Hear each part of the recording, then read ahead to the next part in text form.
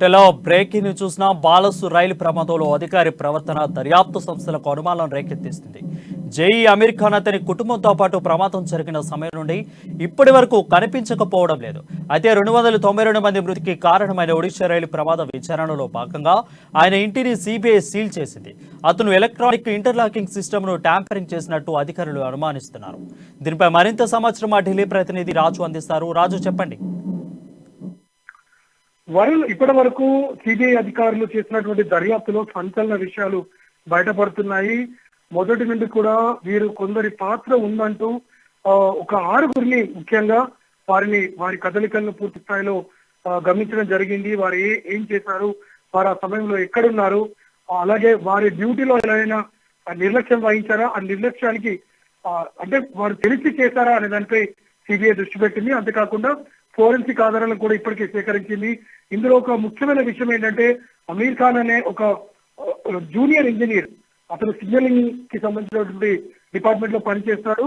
ఆ ఇంటర్లాకింగ్ ఏదైతే ఉందో, అంటే ట్రైన్స్ కి సంబంధించి వాటి మార్గాలను స్పష్టంగా తెలిసినట్టు వ్యక్తి, వాటి మార్గాలను నిర్దేశించే వ్యక్తి ఇతను.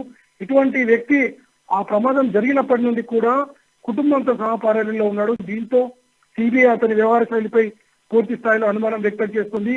అతనికి సంబంధించి ఆ రోజు నుండి ఎక్కడికి వెళ్ళాడు, అంతకుముందు ఎవరిని కలిశాడు, ఎవరితోనైనా కలిసి కుట్ర పన్నాడా అనే దానిపై సిబిఐ విచారణ చేస్తుంది.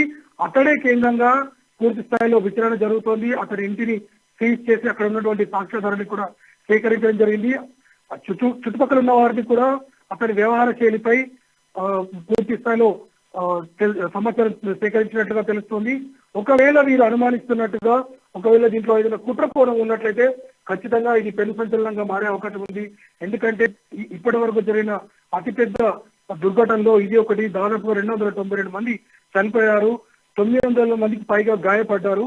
అయితే అప్పుడు జరిగినటువంటి ఆ ప్రమాదం ఏదైతే ఉందో పూర్తి స్థాయిలో రక్షణ ఏర్పాట్లు ఉన్నప్పటికీ కూడా ఆలస్యంగా, అంటే ఆకస్మికంగా అంత పెద్ద దుర్ఘటన జరగడానికి దొంగల హస్తం ఉందని భావించినటువంటి రైల్వే శాఖ దీనిపై విచారణ కమిటీ నియమించి మరి పూర్తి స్థాయిలో దర్యాప్తు చేస్తుంది. సిబిఐకి ఇచ్చిన తర్వాత, ఈ కేసు దర్యాప్తును సిబిఐకి ఇచ్చిన తర్వాత దూకుడు పెంచడంతో ఈ సంచలన విషయం బయటపడింది. అయితే రాజు, జేఈ అమీర్ ఖాన్ మీద ఇలాంటి ఆరోపణలు, ఎందుకంటే ట్యాంపరింగ్ మీద ఇలాంటి ఆరోపణలు ఎప్పుడైనా వచ్చాయా ఇంతకు ముందు?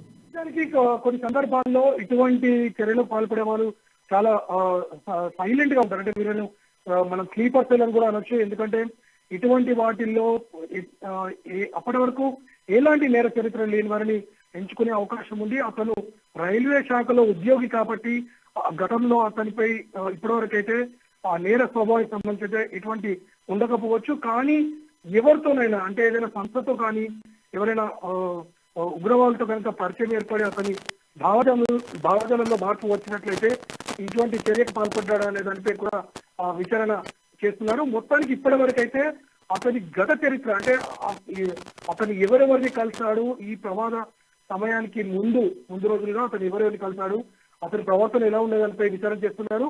ఒకనొక సందర్భంలో అతన్ని రహస్యంగా కూడా విచారణ చేస్తున్నారనే ప్రచారం జరుగుతుంది. ఓవరాల్ గా చూసినట్లయితే ఒకవేళ అధికారులు అనుమానిస్తున్నట్టుగా ఒకవేళ ఇందులో నిజం ఉందంటే మాత్రం ఖచ్చితంగా ఇది చాలా పెద్ద కేసుగా మిగిలే అవకాశం ఉంది. రాజు, రైట్, థ్యాంక్ యూ రాజు.